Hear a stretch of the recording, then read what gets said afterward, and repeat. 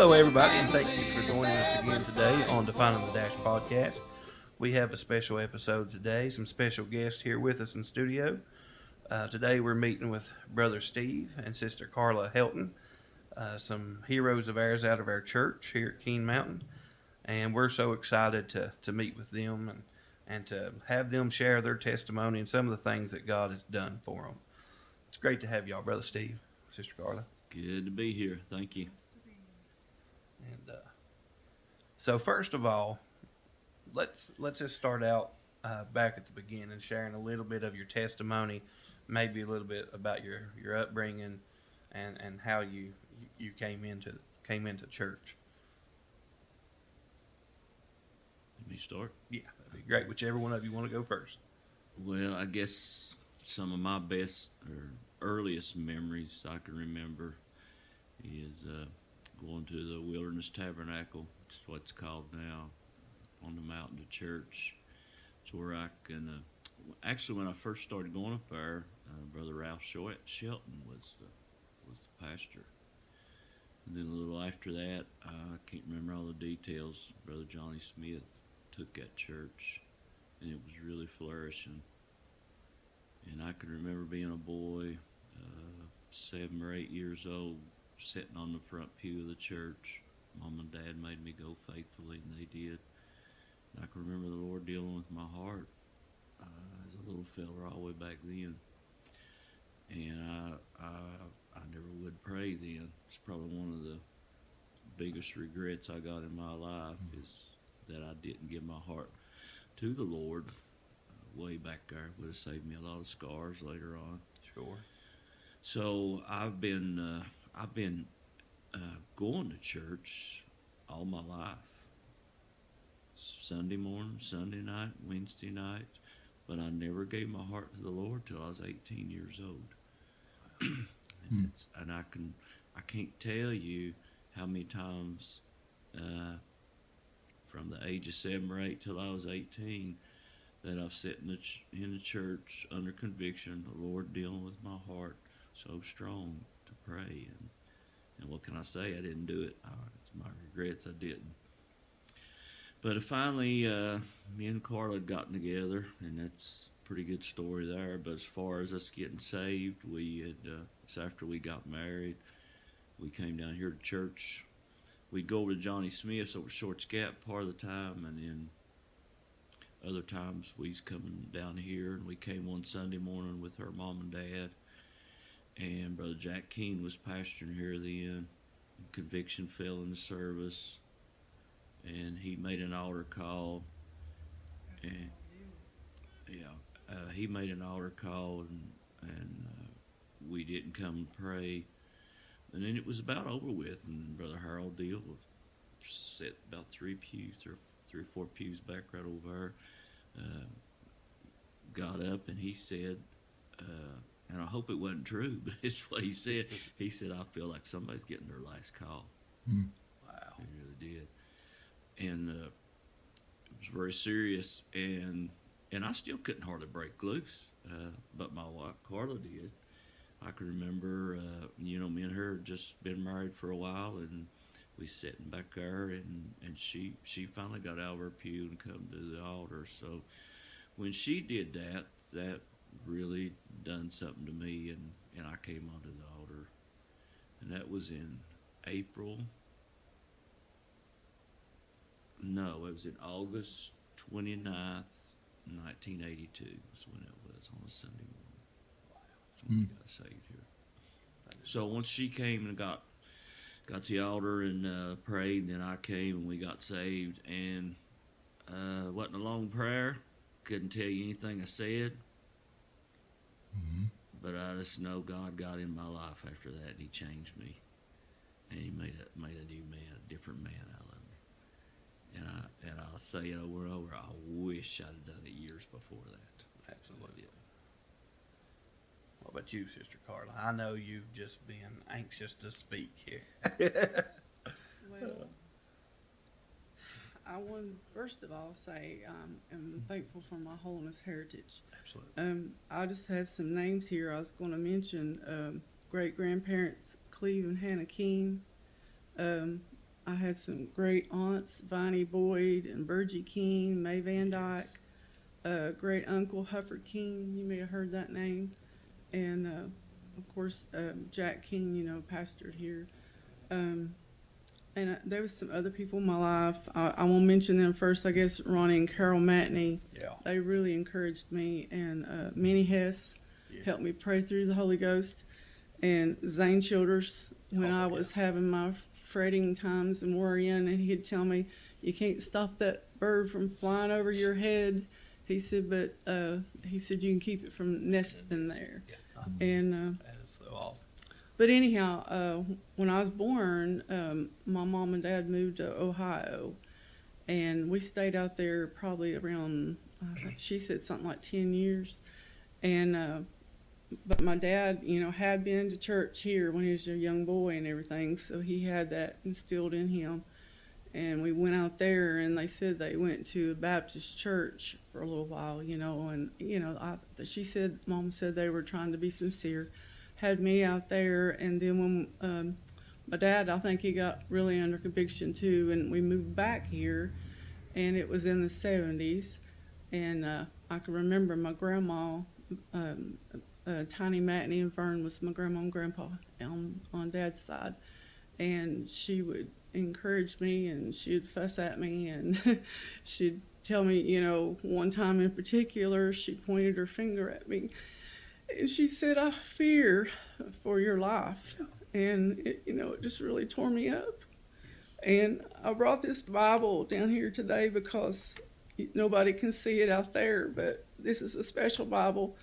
My mom gave me this in 1980, and I was under conviction so bad, and I know I'm kind of scattered. No, you're doing great.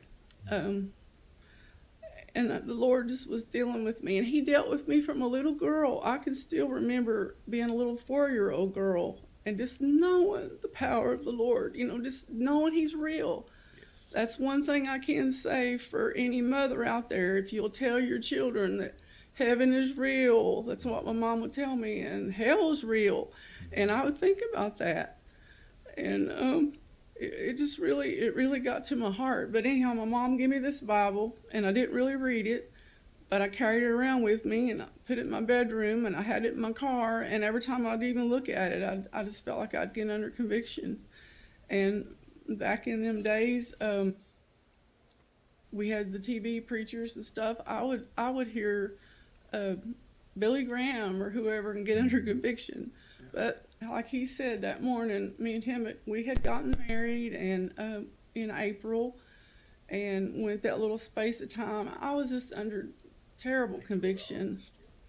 Just the Lord dealing with my heart. I knew what I needed. And I wanted so bad to do it. But you know how young people are. I would think about the things that I was supposed to do as a Christian, and I think I can't do that. Right. But I knew what I really needed. And that morning I come in here, and when he said the Holy Ghost fell, and Brother Harold wasn't just up here, he was running all over this church house. And just really, I don't know if you boys, do you remember him, Brother Chad?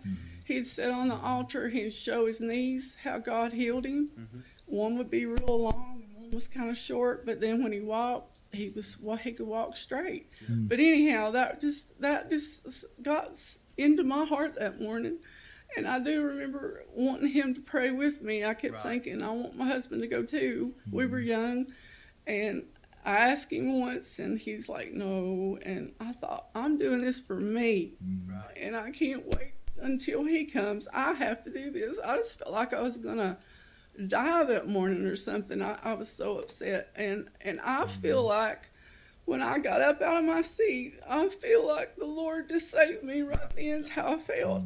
I felt like I floated up to the front of the church, and I did get down and I did pray, but I feel like he saved me back there at my seat, really, and it's the best life.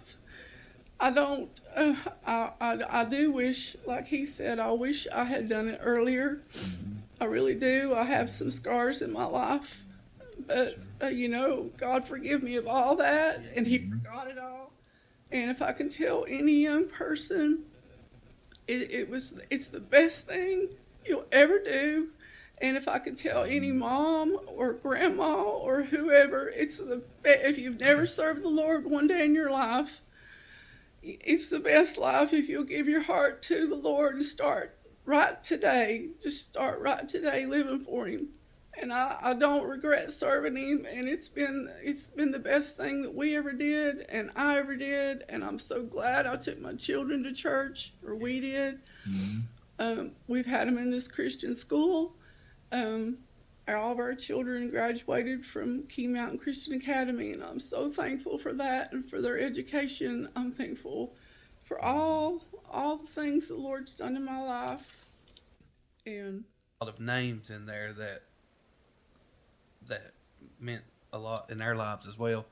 I know, your mom and dad and Brother Zane and Sister Geraldine have always been my holiness grandparents. We called Zane and Geraldine, Brother Zane, Sister Geraldine, Pappy and Granny.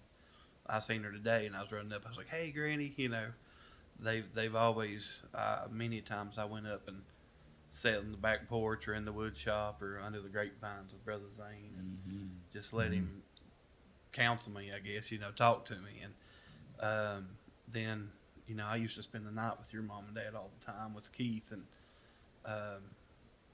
they were precious. They were those holiness grandparents that I just didn't have. None of my grandparents went to church, and so just the love and the acceptance that they showed me was they were special folks. And but like you talked a little bit about our school and things since being saved. What ministries have you all had the opportunity to be involved in? Well, I could talk a half hour about that. I knew she could too. Yeah. I guess my first ministry, of course, like I said, we got saved in '82. I was probably 5 years before I got the baptism in the Holy Ghost. I haven't got that exact date. It was when Brother Gary Edenfield was actually in then and came here, and he had a ministry of people getting the Holy Ghost under him, and he was actually preaching a meeting for us. Is when I got the Holy Ghost. I can't say you if you're going to have a ministry, you need the Holy Ghost to help. Yes, sir. Yeah. But once I got the Holy Ghost, his brother Ronnie Matney, I guess, got me involved in teaching Sunday school classes where I first started at. That's probably best I could tell. I got a commentary he gave me. It was Christmas, December 1989. So I know I was teaching Sunday school with him at that time. But he just felt like I needed to be in that class, and I didn't want to do it. Just to be honest with you, I was just backwards and everything. But he stayed after me, and he'd get me up to come up and teach. I can even remember one Sunday here where I was actually kind of avoiding him in the church because I knew he was going to ask me to teach it that next Sunday. But I just had something I had to overcome there.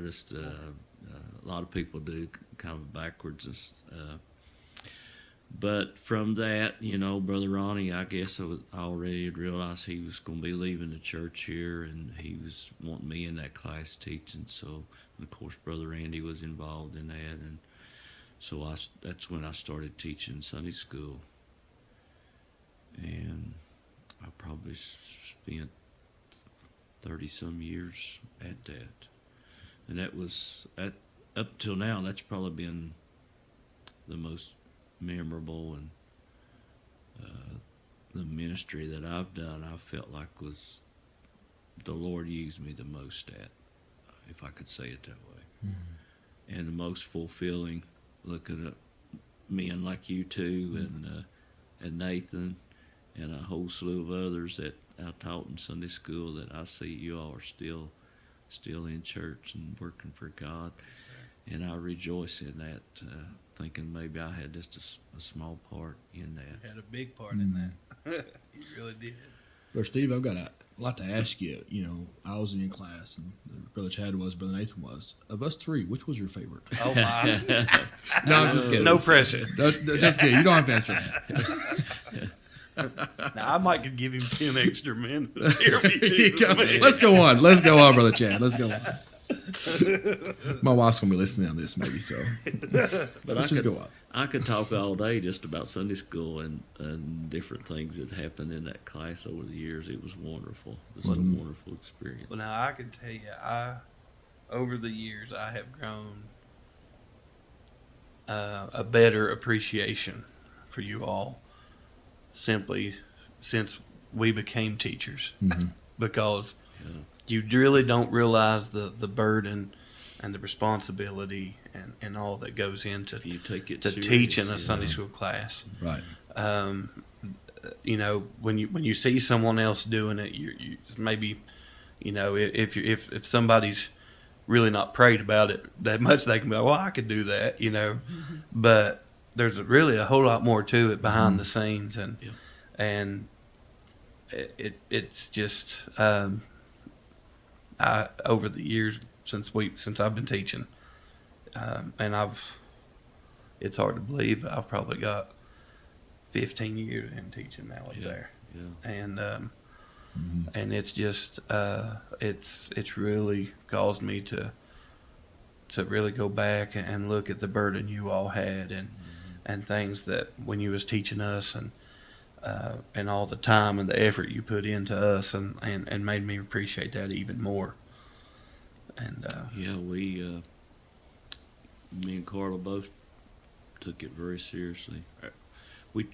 She taught, you know, the girls, and I had the teenage boys, and it was we try to keep, you know, we teach every other Sunday, like you all do. So we try to keep our Sunday so we'd have a weekend in, you know, we could do things together. But it just kind of got to be an ongoing thing at the house with our girls. You know, they would ask us, hey, they'd ask, are you all teaching? Are you all teaching this Sunday? Or they would say, do you all have to teach this Sunday? And I'd say, no, we get to teach this Sunday. That's right. It's a privilege. But our girls, we brought them up, and they knew when it was mine and Carla's Sunday that we was going to teach, that most of Saturday was going to be spent studying and praying and preparing for that. Yeah. And but the more you put into a ministry like that, the more will come out of it. Absolutely. Right. Absolutely. Now, Sister Carla, I know you taught the girls Sunday school class, the young ladies, and you also taught in the school here. When was it you started in those?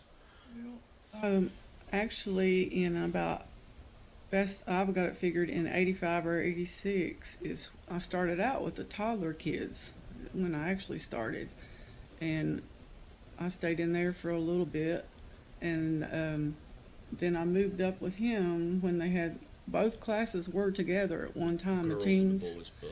and I stayed there for just a little while, and then wrote down 1987 is when I went in with teen girls, and he put Sister Marilyn and myself together in there, and we taught together, I guess, around 15 years.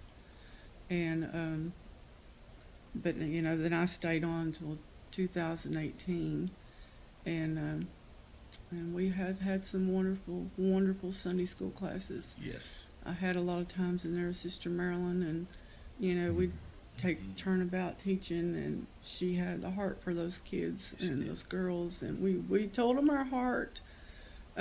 We tried our very best to teach them what was right, and we just tried to teach them about being a lady and just so many different things, you know, and trying to see them pray through and get saved. And we'd have shouting times in our class.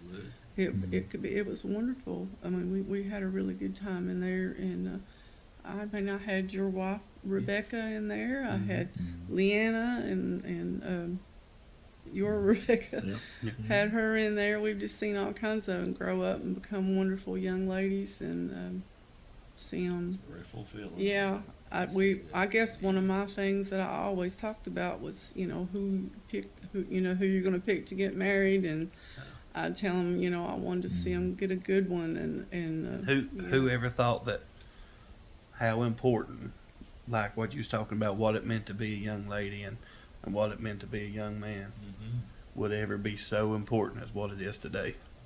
Absolutely. It has become so much more than important even today than what it was then, and it was an important thing then to be a holiness young lady and a holiness young man, and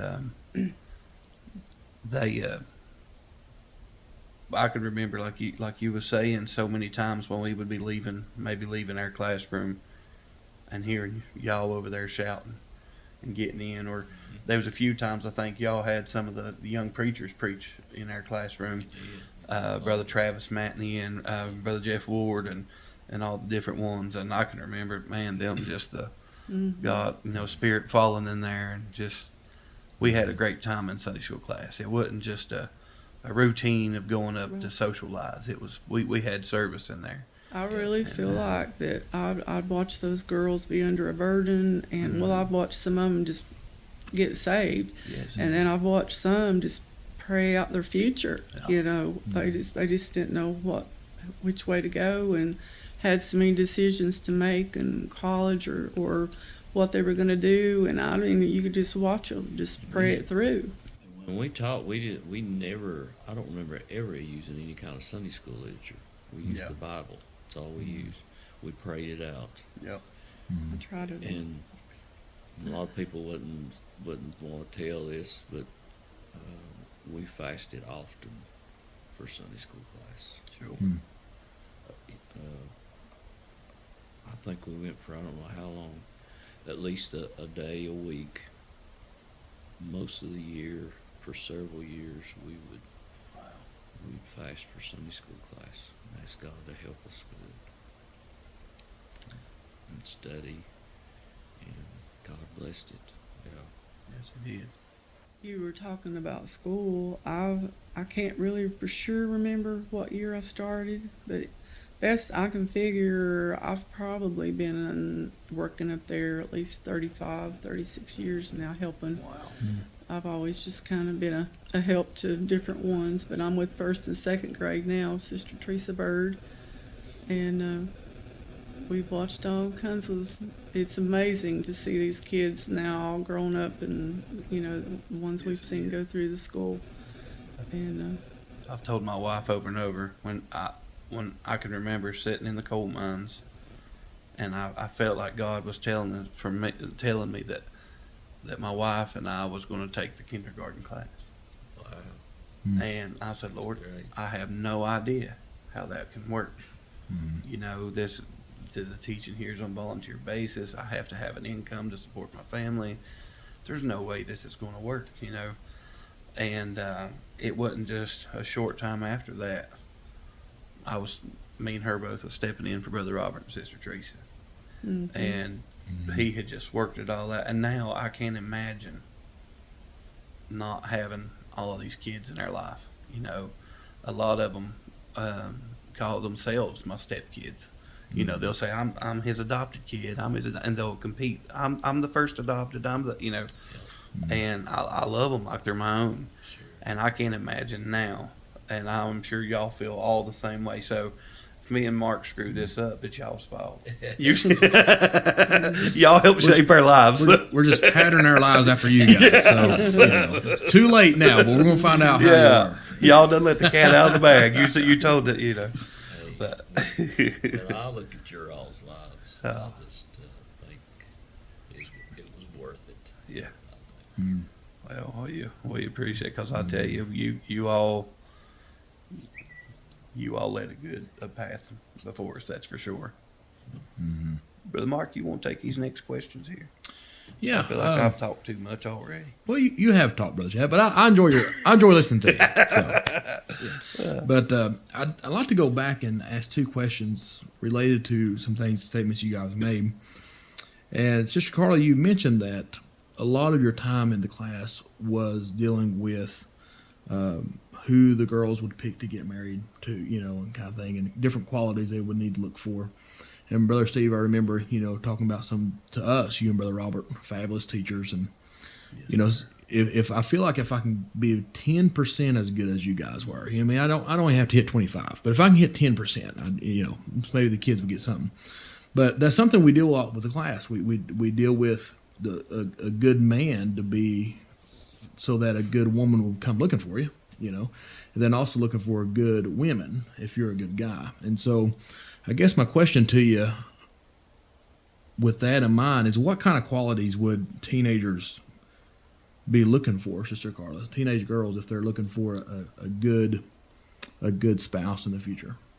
Any recommendations? Well, I always told the girls, I said, get somebody that loves God first more than you. Absolutely. You That know. is key. Make sure he's just really in love with the Lord, and he'll treat you right. And that's I always thought that was very important. Absolutely. Brother Steve? I would say the same thing for a young man that was looking for a girl. Mm-hmm. And find him a girl that loves God and is virtuous and pure, and she's a lady. Yeah. Yes. Look at y'all's ministry over the years, and Lord knows I really feel like you guys were very successful in the ministry, in school and in church. And so I'd like to ask, what do you think is the key to the success that you guys have had in both the school and in the church with dealing with kids and teens and even younger children, toddlers? That's simple. Get full of the Holy Ghost and I stay agree. full of the Holy Ghost. Yeah. Yeah, Stay on fire for God. absolutely. Yeah. Absolutely. I say the same thing. That's solid. That's some solid answers. Yes, it is. Going back to what you was saying on the looking for a spouse, one thing I think it's important for us to push in this day and time, and I've got teenage kids now that are looking, Mm-hmm. and so if you have a boyfriend or girlfriend that comes to church and they don't get in because you're in the church with them, they're afraid to raise their hand. That's probably not going to be a good fit. Yeah. No, it's not. Because that's just, if they're willing to be the one up front shouting, or they're willing to, find your spouse at the altar. That's Right. Yes. I think that's going to be the best thing, because if they will push it aside just because you're in the building, what else are they going to push that aside for? Right. And so, if you are looking, young people, start looking around the altar. That's where you need to find your spouse at, Absolutely. for sure. Amen. And Brother Mark, I think our time has almost come and gone for this episode already. No way. We're just Yeah, getting started. I know. We may have to put 3 episodes out on this one. We may have to. Everybody stay tuned. Stay tuned. Yes, stay tuned. And Brother Steve and Sister Carla will be back with us again next week. And we'll go through some more of their testimony and some of the things God has done in their life. Until then, keep on making it count. And may God bless you. See you then.